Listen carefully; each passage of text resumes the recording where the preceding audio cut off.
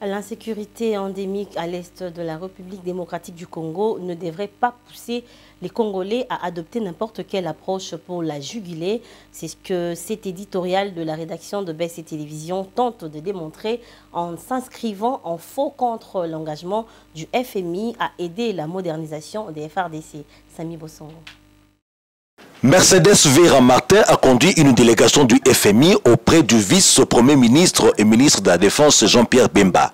Après l'échange des deux parties, le FMI s'est engagé à contribuer et à participer à la modernisation des forces armées de la République démocratique du Congo, FRDC, pour mieux leur permettre de sécuriser les frontières de la République démocratique du Congo. L'on se demande pourquoi cette institution américaine propose une telle offre à la RDC, puisque celle-ci a des problèmes sécuritaires majeurs dans son partie orientale, car le patronat américain y encourage le phénomène minéré du sang, ce qui passe par l'entretien d'un guépier permanent avec le cortège de conséquences humanitaires et autres qu'on lui connaît. Devenu président des États-Unis, Donald Trump a vite fait d'abroger la loi Dodd-Frank qui exigeait la traçabilité afin de décourager le phénomène minéré des sangs. En vertu de la géopolitique, notamment de la géostratégie, c'est connu que le Rwanda est l'état gendarme des puissances occidentales dans les Graben africains, où l'état victime est la RDC qui est sacrifiée sur l'autel du matérialisme occidental, notamment américain. En revanche,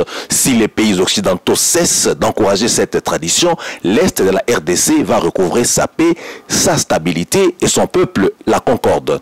Pourquoi le FMI ne choisit pas une approche de découragement des pratiques et visées qui entretiennent le guépier est-congolais, mais opte plutôt pour l'endettement prononcé de la RDC au prétexte de l'aider à faire face aux défis sécuritaires? Depuis quand le FMI traite aussi des questions militaires?